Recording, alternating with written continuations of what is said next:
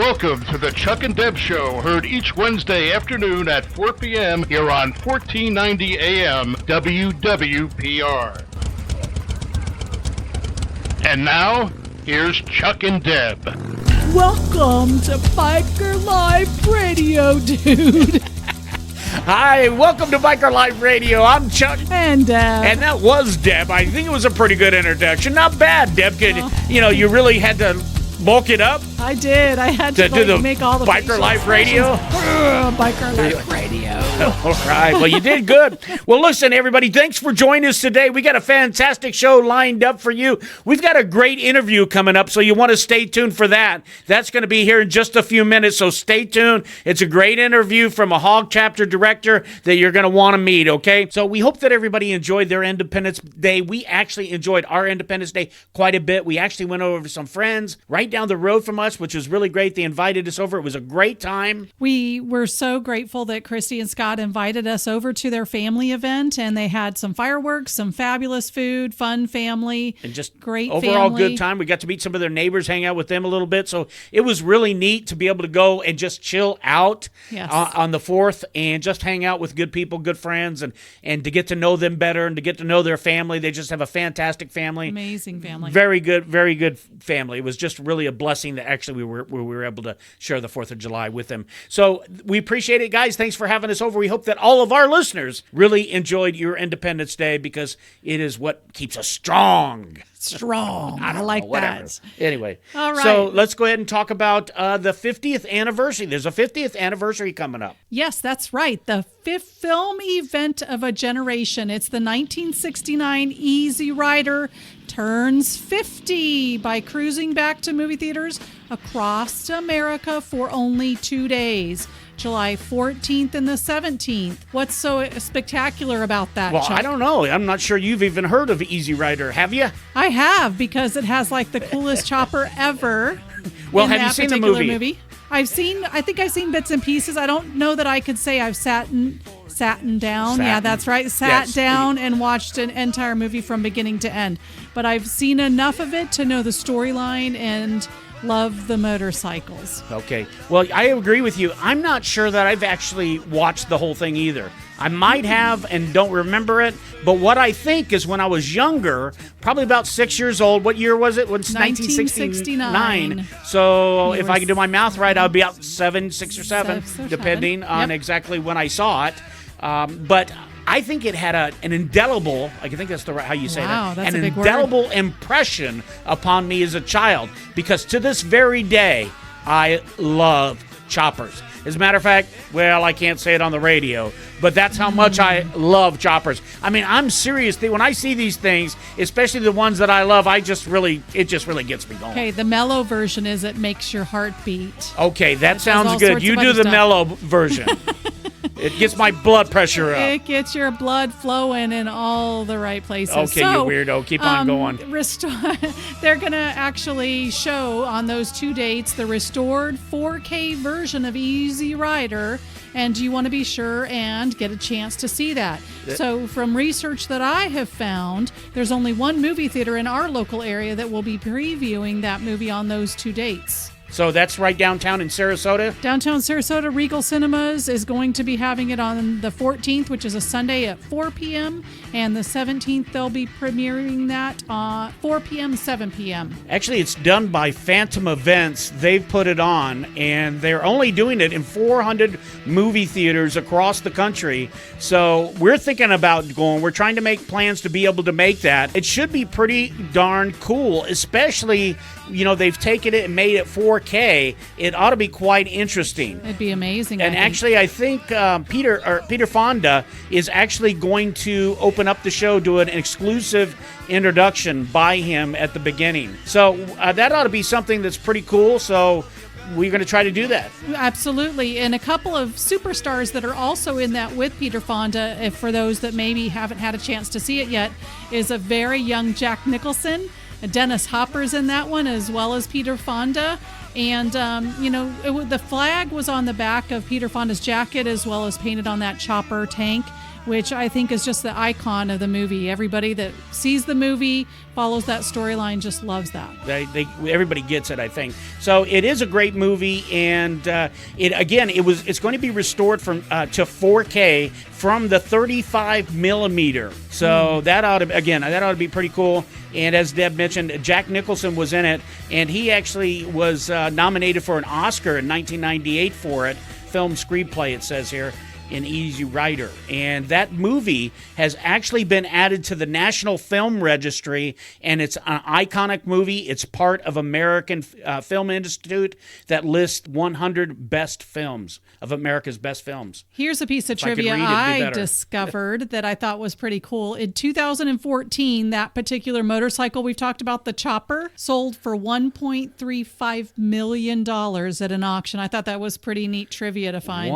1.35 million. And you thought what you paid for your bike was a lot. I would love to have that bike. And actually, there was a show about that bike, right, Deb? There was. We just watched that the other night on Netflix or Amazon. I can't remember which one. One of them, but it's a movie that's called Me and Will. It was actually made in 1999, and we're not going to give the story away, but it was primarily about two women that rode, and they were on a mission to find that chopper. So I won't give the storyline away. It was a great movie as well. Just kind of got us both in that nostalgic mindset, talking about motorcycles and loving the fact that they're on a mission and passion was to find that motorcycle. So. Yeah, it was a great show. Actually, the actresses in it also, I think they wrote and produced the show. I think they at least wrote it, if I remember right, when I saw the credits. So I thought that was really cool that they actually wrote it and they're actually in the movie. Right. And they're writing. Yes. And they're doing really good writing. You could tell they probably had a blast making the film. You check the movie out. We got two movie tips for you. We didn't know we were going to be movie tip critics or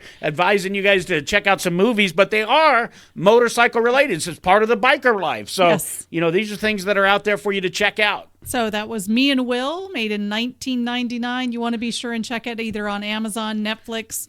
I'm not sure where else you might be able to find it, but it's out there. All right. And then maybe we'll want to get a group together and ride down to, where is it? Regal Cinemas in downtown Sarasota on the 14th at 4 p.m. or the 17th, which is a Wednesday at 4 and 7 p.m. So there you go. Ride your bike, show up, and maybe we'll see each other there. That's right. Now, Deb, you found something it's sort of humorous to me. Well, What'd you find? Well, what I found is that Lego launched a Harley-Davidson Fat Boy model. And what makes this kind of interesting is we have a grandson. Did I hear that right? Lego. Yep, Legos. Lego yep. My ego. No, but Lego toys. But Legos. This is complete with moving parts. It has the solid disc wheels. It has a teardrop tank, integrated speedometer, and dual exhaust. So Lego's kind of moving it to a whole new level by partnering with a Harley-Davidson Fat Boy model. Isn't that something interesting?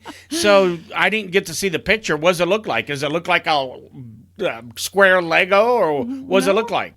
No, what does it look like? I can't describe it. It looks like a Fat Boy. It's red and white. So and how is it that it's a Lego? Disc. It just connects to one, maybe? I'm not sure if it's one of the little pieces that comes in a Lego set or if you build it together to make it a Fat Boy. I'm not quite sure. They didn't spell it out for me. Oh, okay. So I guess we're going to have to figure something out and then put it up on our Facebook page so people can see this supposed Fat Boy Lego. Harley-Davidson Lego. Look. Okay. All right. Well, that's sort of hard to tell. It's like a picture. It doesn't look like much of a Lego to me. I know, but sometimes the Legos, they have the people that are already people and the cars and accessories, I guess, that are already accessories. Right. I don't know. And I'm thinking maybe the motorcycle's already a motorcycle. So it's important for us to know that because when we buy Legos for our upcoming grandson, it's going to have the Harley-Davidson Fat Boy in the set. I'd go right for that. That's no problem. So yes. There's probably other people out there that might have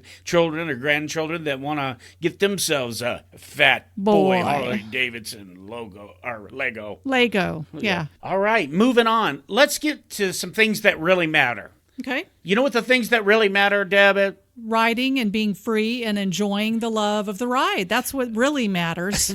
You got it. You nailed it on wow. the head. Was that scripted for you? Do you have that written down anywhere, or how did that come about? It just comes naturally. And why is that? You really do love writing, don't you? I do love writing. Yeah, absolutely. I remember the time, Deb, and I'm going to embarrass you right now, of course. where you came home after we'd been riding a whole day, and you came in, we were sitting at the dinner table, and you were sort of exhausted, I guess, Probably. maybe in a way, because it was a long day. But you looked at me, and you said, just right with those burning eyes of yours, you looked right at me, and you said, I just love writing. And you were like, had these tears coming out your eyes. But you remember...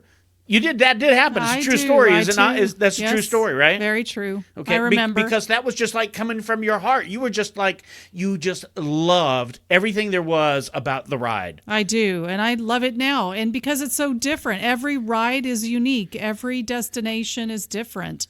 The feeling of riding, and it's so difficult for me sometimes to talk about because I just want someone to feel what you feel when you ride, and it's difficult. And I would imagine the reason it might be difficult is maybe it feels this way for you, but it might not feel necessarily for somebody else the exact same way. We all are different people, so we're all going to experience the ride a lot different. But I want to go back just for a moment and remind you that, remember when we first started, or I first started, you were kind enough to help me go out and find my first bike when when it was time for me to ride again. Yes, okay? I do remember. And then I kept talking to you. I said, hey, look, I want you to get back. You need to get back in and get riding, because I knew that was the key, the essential part to my riding happiness was to make sure that you would be happy. And so I knew that's how you ended up getting your first motorcycle. Yes. Yeah, because I wanted to make sure that you really bought into the whole riding thing. So I knew if I sold you on riding, then I'd get you hooked, and then so everything else after that would be pretty easy because you'd be hooked, right? Yeah. You didn't know my plan, though, did you? I didn't know there was a master plan to this. I just thought it was a cool thing you loved, and it was time for me to get off the back and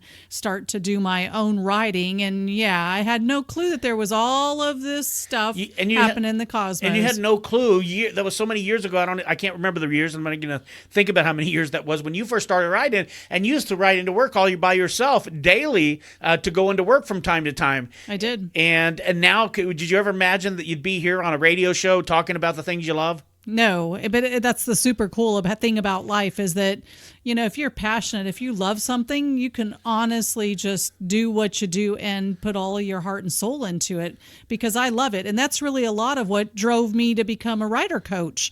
I'm passionate. I'm passionate about education. I'm passionate about helping others that want the experience to achieve that experience. And so, in our state, you're required to have an endorsement. And so what can I do to help a new person along is to help them get that endorsement. And that's what really drove a lot of me to go get the license and certification in order to teach and coach. Well, that's really cool. But I'm still trying to take you back, because remember when we got my bike and I started over, we're starting over with the ride. Yes. And you were actually afraid. You were afraid to get on the bike. Are you able to actually go back in that period of time and think about what your thoughts were? And I said, well, just get on the bike once or something. I think that's what finally once you got back on, but there was something going on in your mind, and there might be something going on in some of the minds of our listeners, and maybe if you could provide some of that insight that you were going through at that time, maybe you might be able to help somebody get out of that. Can you recall that at all? Well, I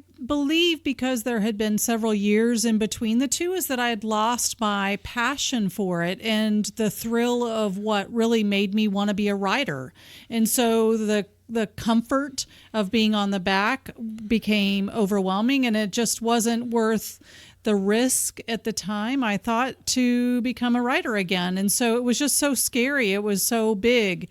It felt so overwhelming. And what's funny about that you're bringing this up today is earlier in the week I read a story about, and I heard a couple of different stories about riders and women that rode for a period of time, took a break because raising a family or whatever came up, and now they were really nervous and scared to get back on as a rider. But once they did, and I'm so grateful that you pushed me, because you really did, you encouraged, and then finally you just said, we're going to go do it. And so without that nudge to make it happen, I don't know that I'd be where I'm at today. I hope I would be, but you never know. No, you wouldn't be, because if you'd have never got back in the saddle, you wouldn't be here today. That's true. All there is to it. And I don't know what it was. I mean, that's what I was hoping you would speak on. And I know I'm throwing something at you that you totally weren't prepared for, but I just got to thinking about it because you really do. There is a story there for you to tell that might help people, because you really just didn't want to get on. I don't know if it was fear or you never really explained it to me. You just said, no, I just don't want to get on it anymore. But I knew that there was some fear involved.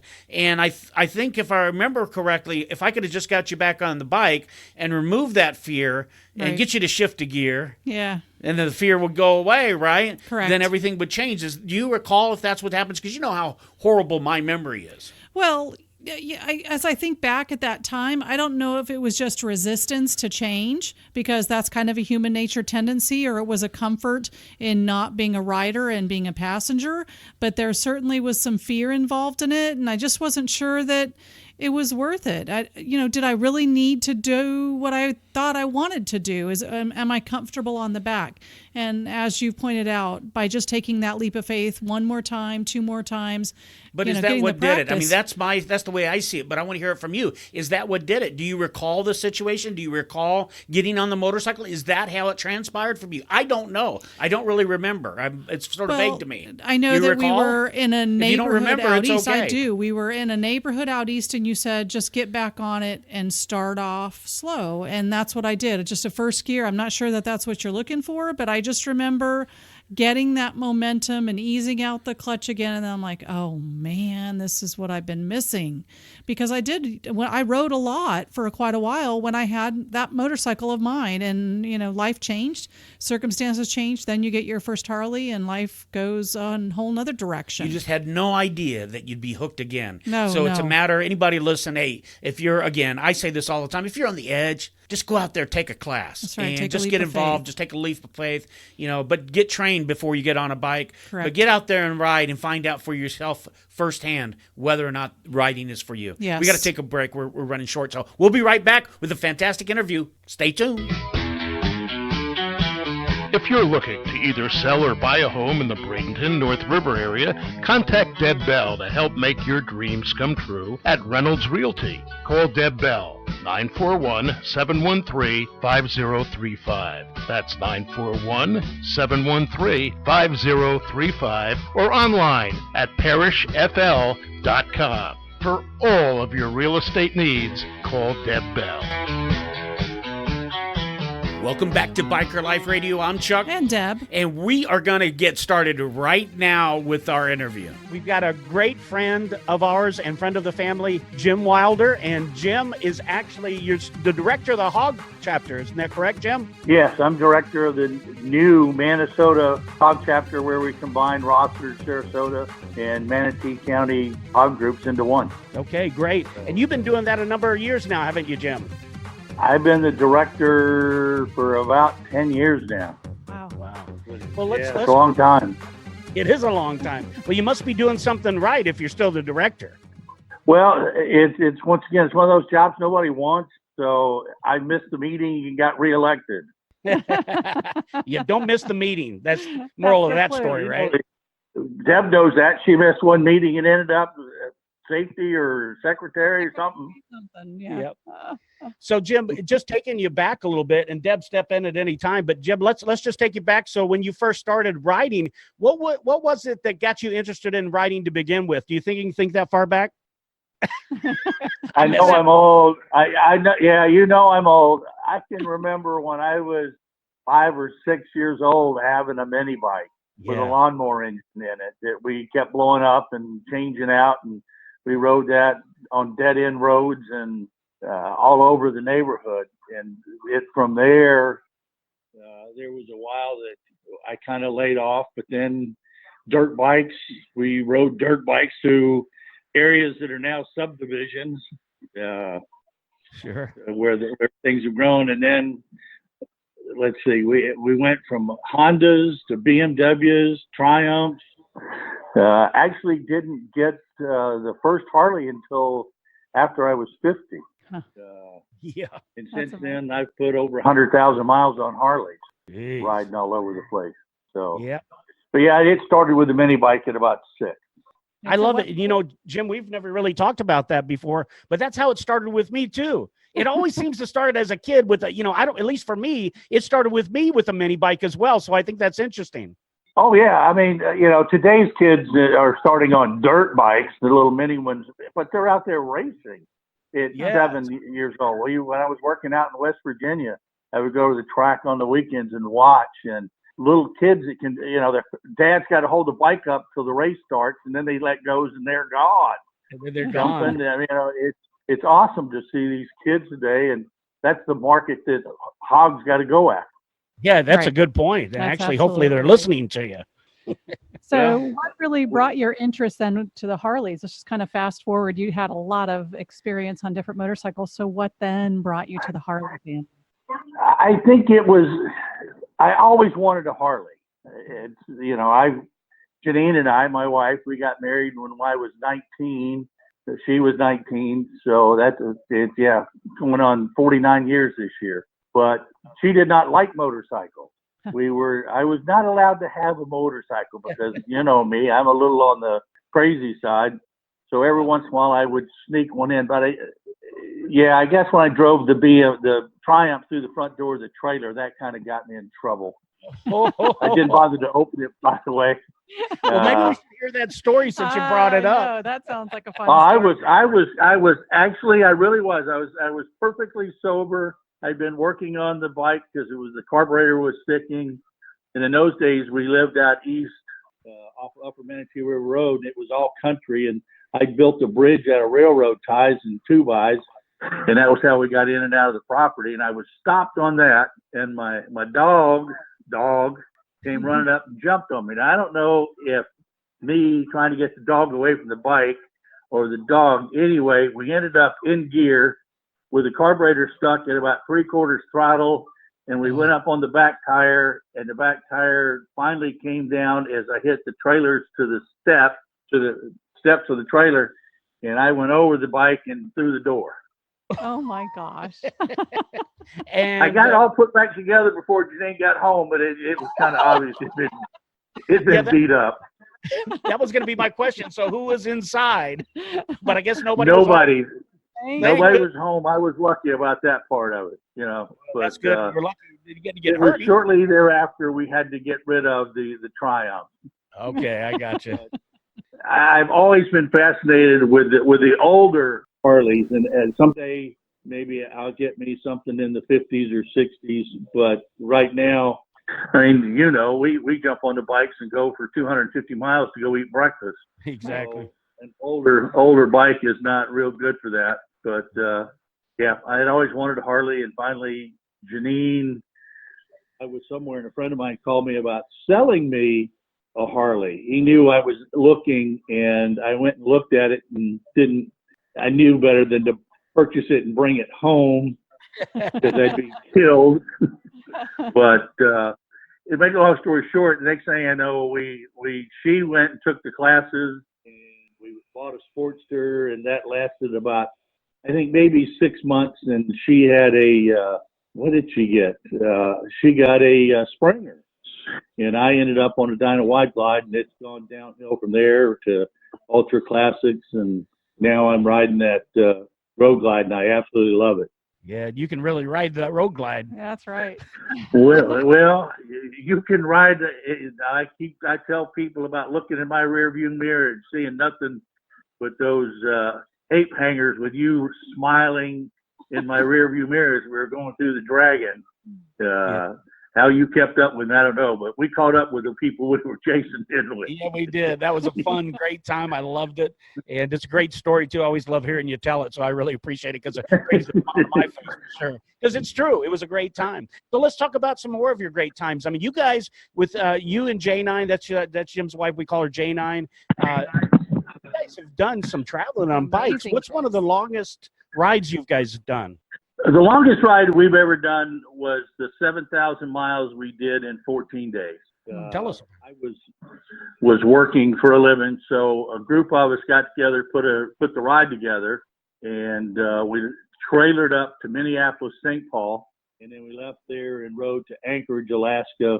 Spent a couple of nights in Anchorage, and then we took off and rode through Canada, Chicken, and all those wonderful places. Did the sourdough cocktail. But sourdough cocktail while you're on it. We've heard the story, but maybe other people haven't. It's a good one. It's a unique drink, and you can go online and look it up. Look up sourdough cocktail, and it's on the internet. But they take a human big toe and drop it into a shot glass full of your choice of alcoholic beverage. And you must drink the beverage with the toe in the glass. And as you're drinking it, drink it fast, drink it slow, but your lips must touch the toe. Ooh. And yes, we did that. And somebody said that I didn't touch my lips with the toe, so I pulled it out of the empty shot glass and put it in my mouth. And the picture floating around with me with the toe in my mouth with a big smile. That's the wild man we know. Wild man Jim. Now, and the best story of all, I think, is the bikini, and you've heard me tell that one. Would love to hear. Decided to park my motorcycle in the middle of the road at a rather uncomfortable speed. So after tumbling down the road and rolling around for a while, I stopped and was looking around, and I stood up, and the friend of ours that was riding with us, Mike Polito, comes pulling up beside me and screaming at me to lay down. And I'm going, but I'm okay. And he says, no, you got to lay down. You got to lay down. Well, I thought I had a bone sticking out my ass or something that was broken, but, nothing that I could find. So anyway, I laid back down. I'm laying there in the middle of the road. It's hot. Asphalt's burning me. I'm laying there with my eyes closed, kind of feeling sorry for myself because after about a half an hour, all of the road rash was starting to get a little annoying, and people would come up, and the holes had been worn in my jeans around the knees, and they'd wiggle around and go, "Oh, that doesn't look bad." Then they go to the other one and wiggle around and go, "Ooh, that looks bad." Why don't you leave it when we get to the one that doesn't look bad? But anyway, I'm laying there, and all of a sudden I feel something start to drip on my forehead. What is it starting to rain? And I open my eyes and look, and there, about 4 inches from my face, is a bikini.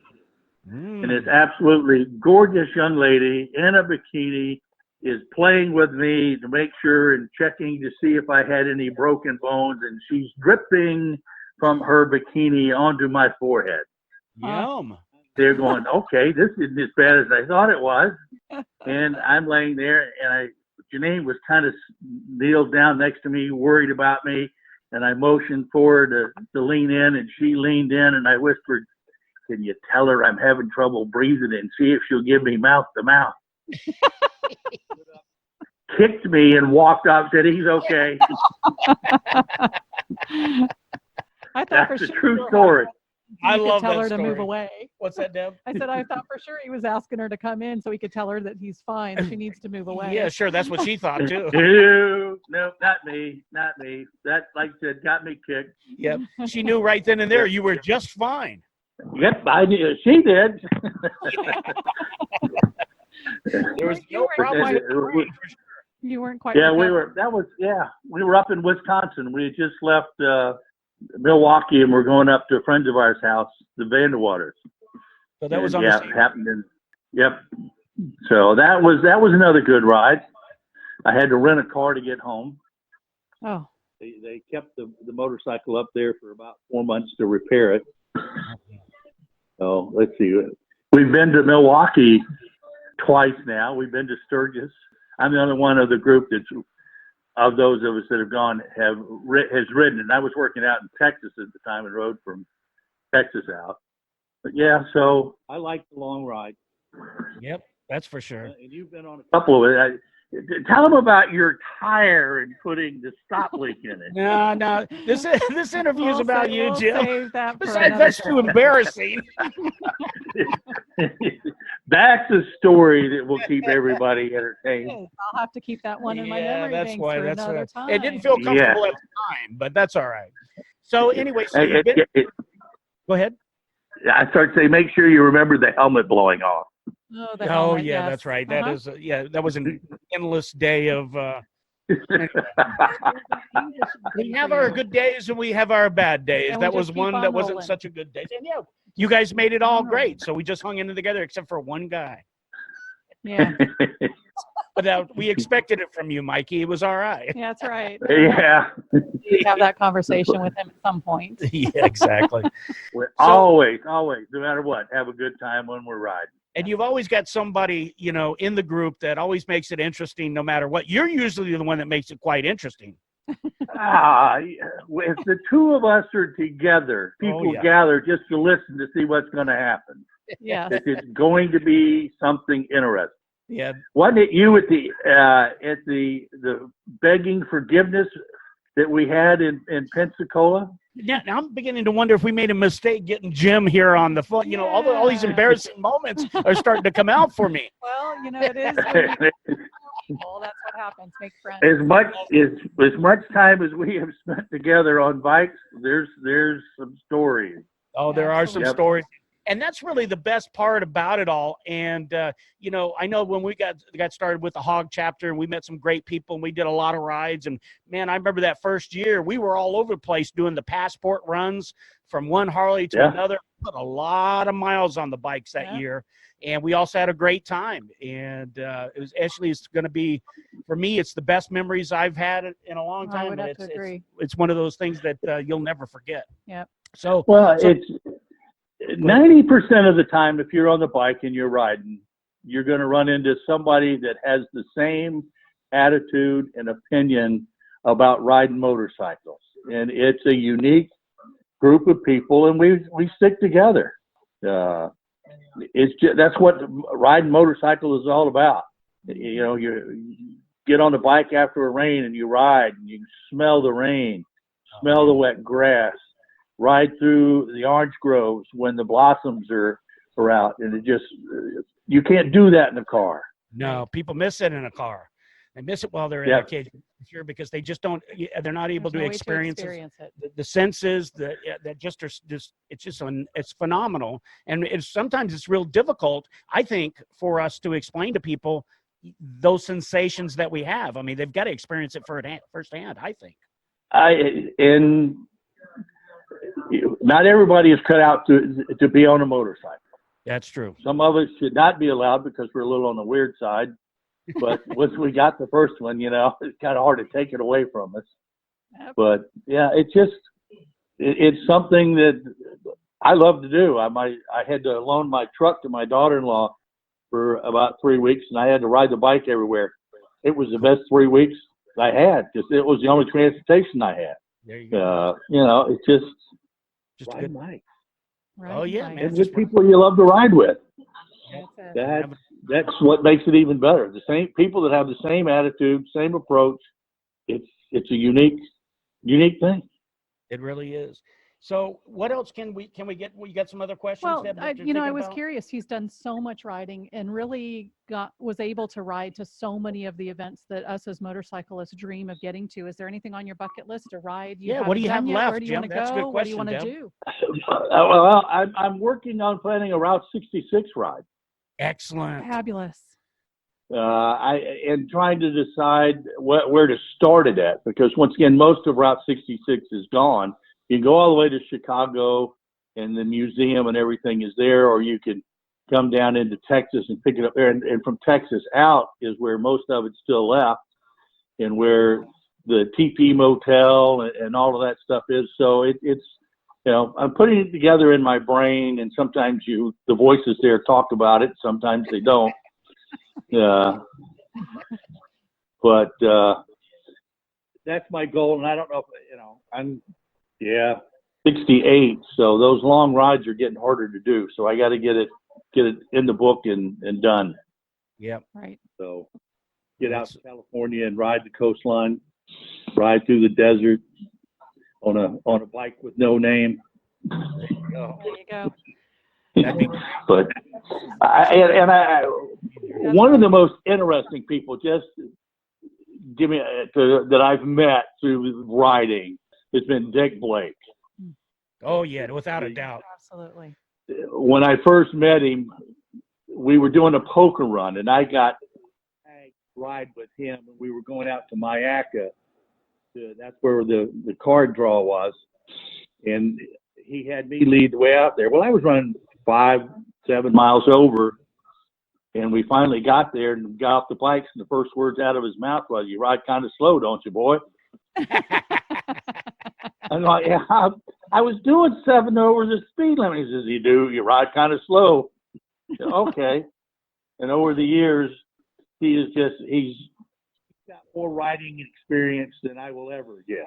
And he's one of the greatest people that I've gotten to know out of HOG and riding motorcycles. People like that Terry Westerfeld, these are people you know. I mean, they're full of history. You got Dick has his notebook. If you ever get a chance to look at his photo album, he's got pictures of him riding motorcycles on Daytona Beach. He's got all of his awards and trophies that he won racing bikes. He's a Harley man. Yeah. I never owned anything other than Harley. And that's, it's people like him that make me want to keep being what I am, and that's riding motorcycles. Someday, I'm almost there. I'm old and cranky, but not quite as old as he turned 91 this year. Amazing.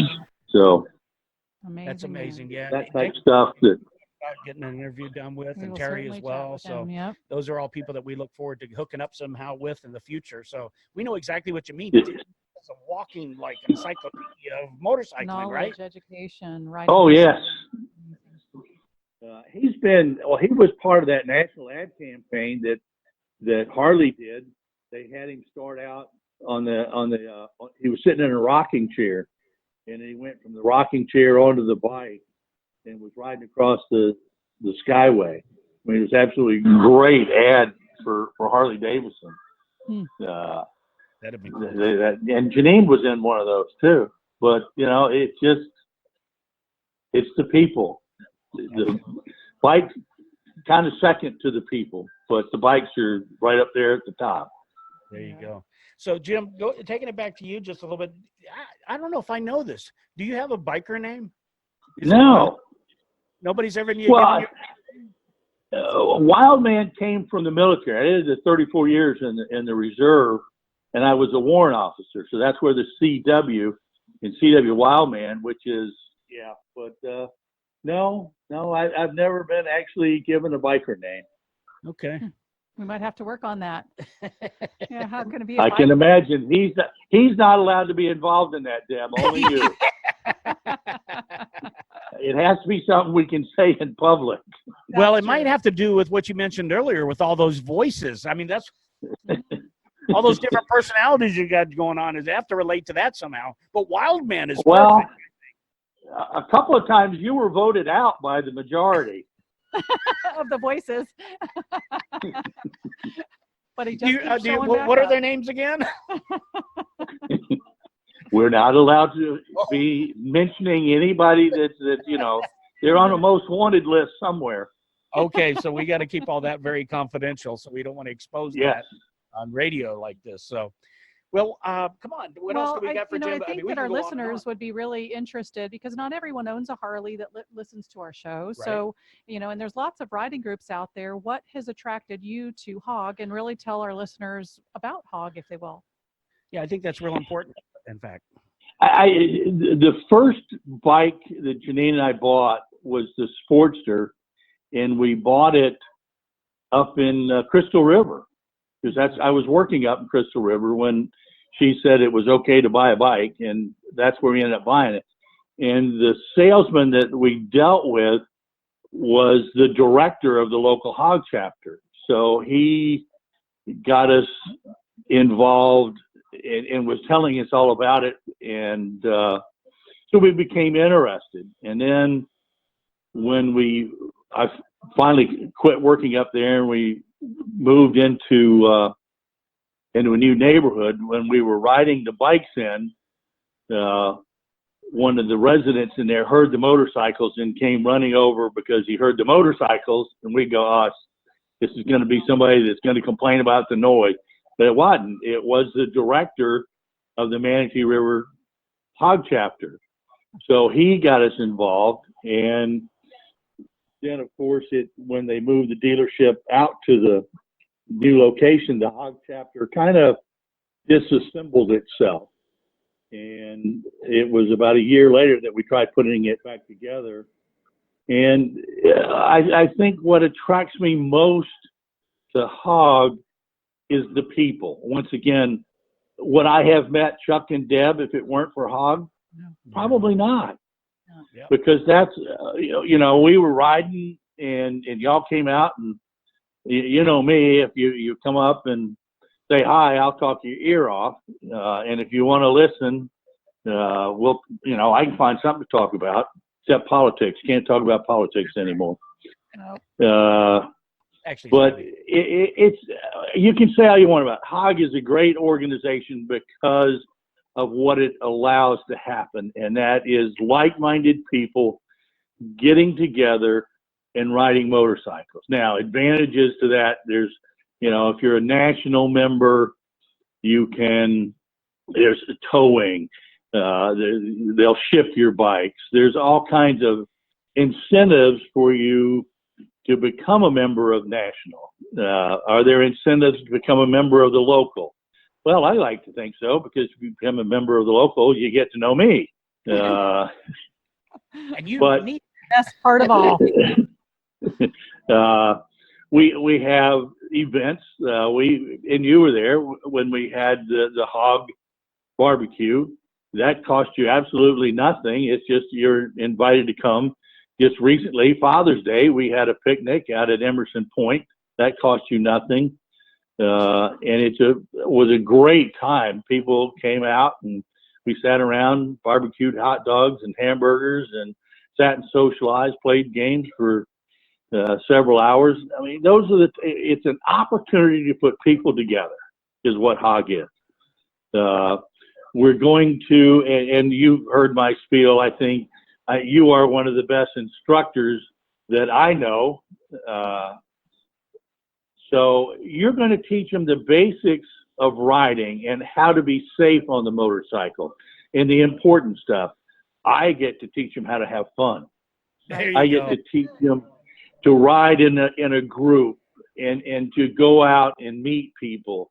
And so I get the fun part of teaching people to ride motorcycles. You get the hard part. So I like my part much better. So that's what it's all about. We keep going back to the same thing, people. And that's what keeps me involved in HOG. It's the people. Putting the two chapters together has been difficult because there was so much history between the Sarasota and the Manatee chapters. And we were always very competitive between the two of us. And now, all of a sudden, we can't be competitive because we're all one. Right. And getting everybody onto the same plane and understand that, once again, the whole point is to ride and have fun. Exactly. You've been to the hot trainings, and that's what they say the same thing over and over: ride and have fun.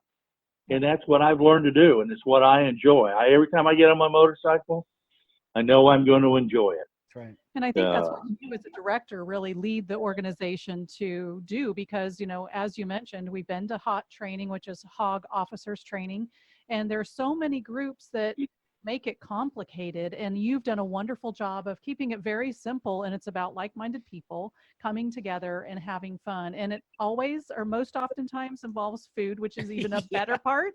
We all like that. Yes.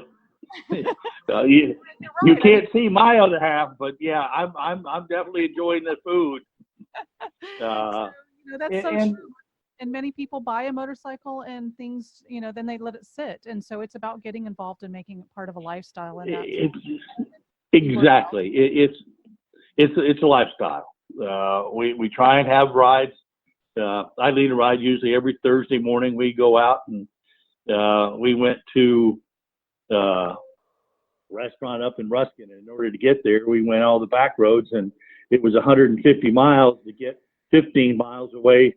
When we came back, it was only a 15-minute ride home.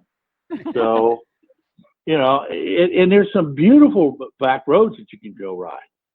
around here. I mean, you don't have to get on the interstate to go where you're going. And that's, once again, it's just ride and have fun. That's it. Ride and have fun. And that's part of the reason, one of the real main reasons that we started the show, Jim, is because our love for motorcycling and actually the experience that we got from the HOG chapter, we wanted to be able to get more people to be able to experience that, because it just was such a major impact to our life that we wanted to be able to share that with other people. And that's one of the reasons we wanted to get you on here today, is so that you can share your experiences and other people, because there's people out there. There's people that really are sitting on the edge. Should I get a motorcycle? Should I go ride? Right. And maybe they're where we were, in our 50s. You were in our 50s. When I started getting my motorcycle, I was in our 50s. Our lives change, where maybe our children have grown up, and now we get an opportunity again to get out there. Some people say, is it a midlife crisis? I remember somebody asked me, is it a midlife crisis? My answer to that is, my whole life's been a crisis. I can testify to that.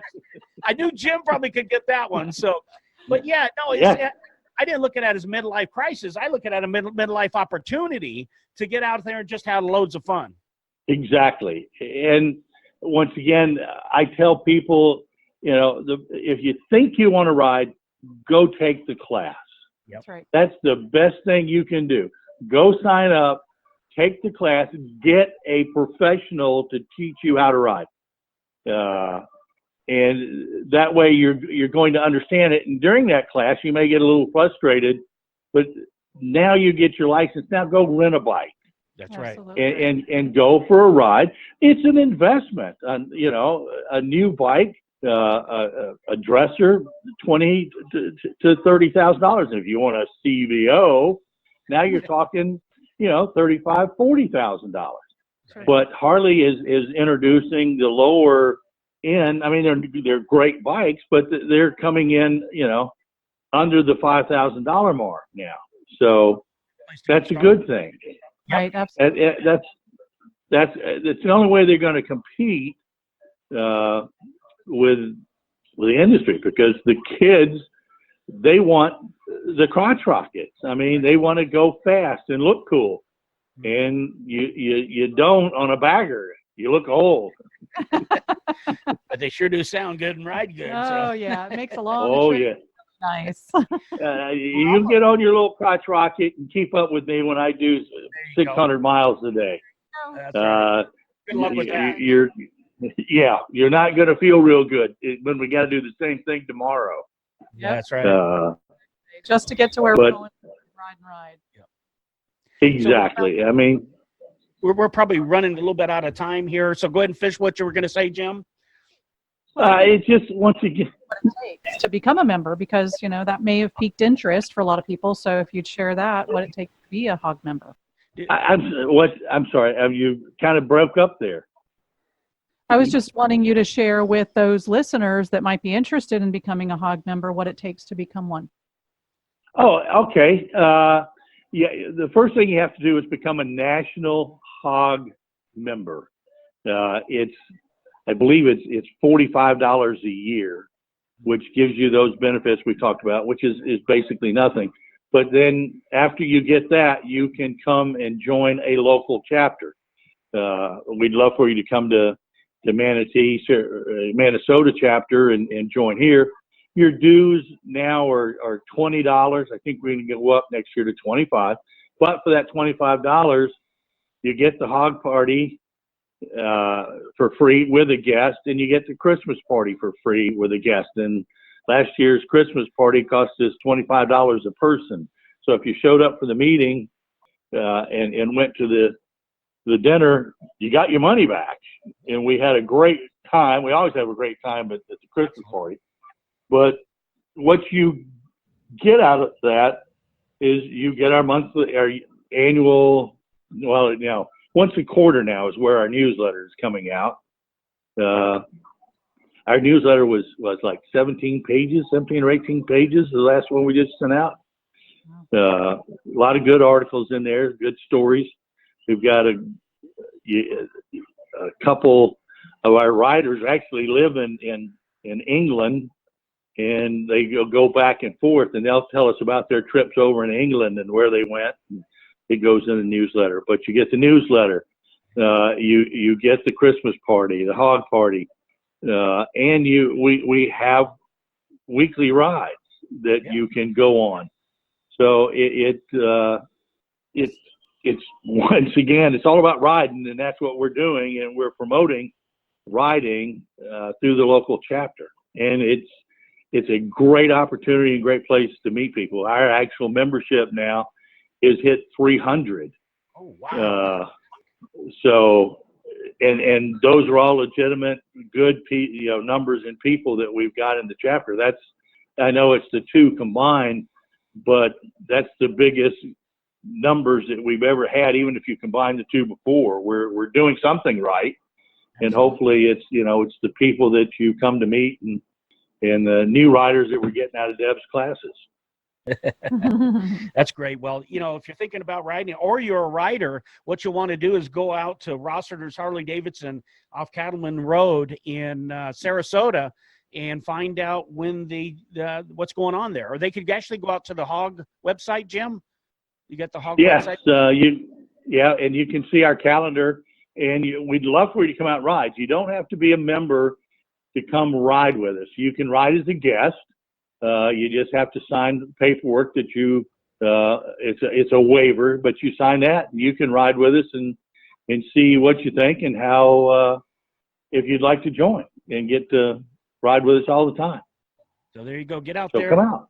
Give that a try. Jim's giving you an invitation. Believe me, if you want it, you're going to love it. The people out there are fantastic. They're going to watch over you. They're going to make sure Jim and Janine, they're really good about that. I know that for a fact, and the other members of the HOG chapter. Yes. So if you're new to it, don't let anything intimidate you, because they'll make you feel completely comfortable. Because the first time I went out, somebody approached me and asked me if I wanted to go ride, and I was a little bit apprehensive because I had never ridden in the group before. Right. But they sort of take you under their wings. They sort of tell you what to expect, what to do, how, hand signals, all that good stuff, so that you fit in and you get in, and then you start to enjoy the ride and you just have a blast. Yeah, and we do periodically a new class on group riding, and try and help the people that way too, and make them feel more comfortable with a kind of an official class, and go over all the hand signals and everything, so that they'll feel more comfortable out riding with us. That's great. Well, very important. But before we wrap things up, we wanted to play our game, Deb. Yep, we've got a couple of questions. And what's our game called? It is Biker Life Mystery Question Game. Okay. You ready for it, Jim? I think so. All right. Let's see what the cards come up for you. The question is, would you ever consider posing for Playboy or Playgirl? Absolutely. I can suck it in. I'll not a question about it. That was a good one for you, Jim. A good one, absolutely. So here's kind of a catch 3. First question: blonde or brunette?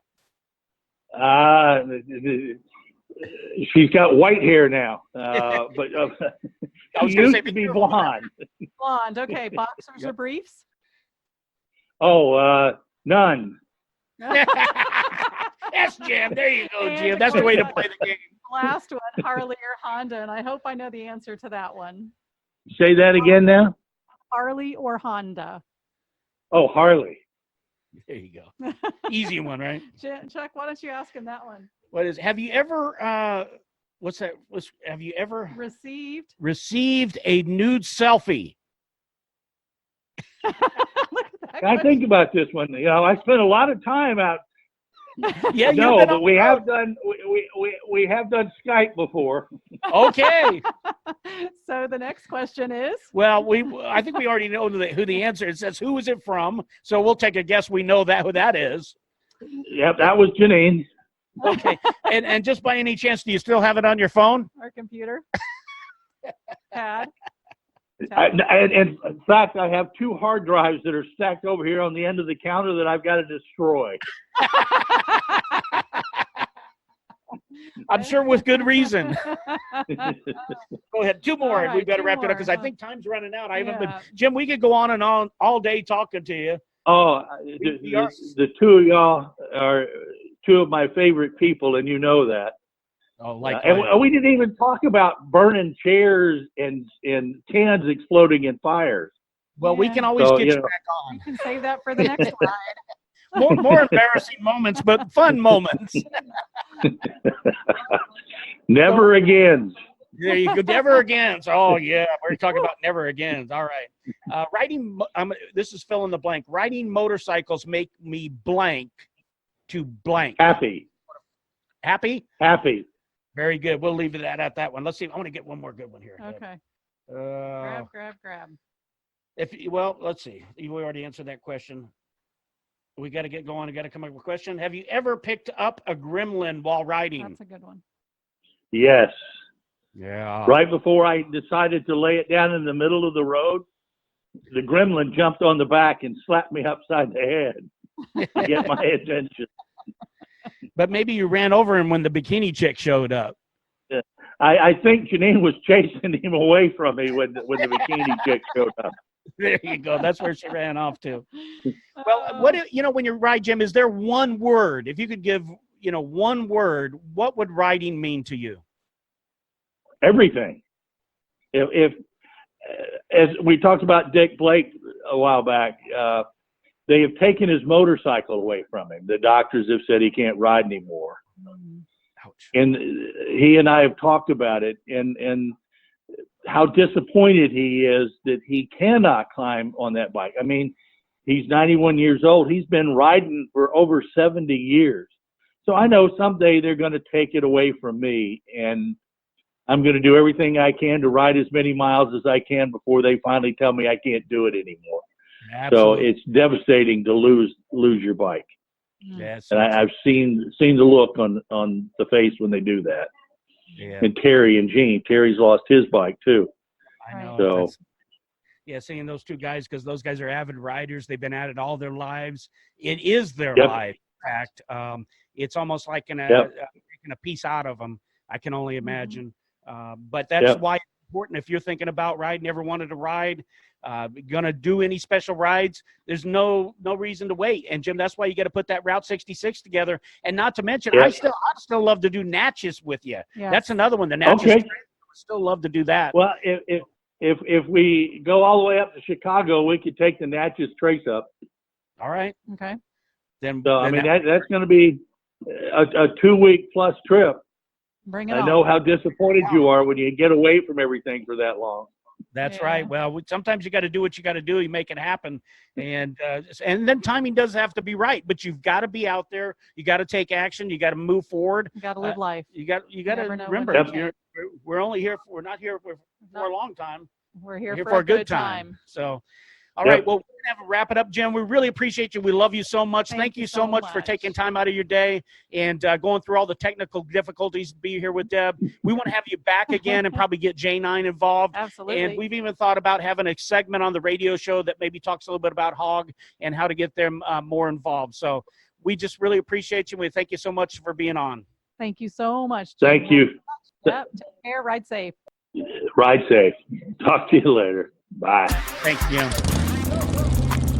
You've been listening to the Chuck-n-Deb Show, heard each Wednesday afternoon at 4 p.m. right here on 1490 AM WWPR. We thank you for listening, and we invite you to join us next week. If you're looking to either sell or buy a home in the Bradenton, North River area, contact Deb Bell to help make your dreams come true at Reynolds Realty. Call Deb Bell, 941-713-5035. That's 941-713-5035, or online at parishfl.com. For all of your real estate needs, call Deb Bell.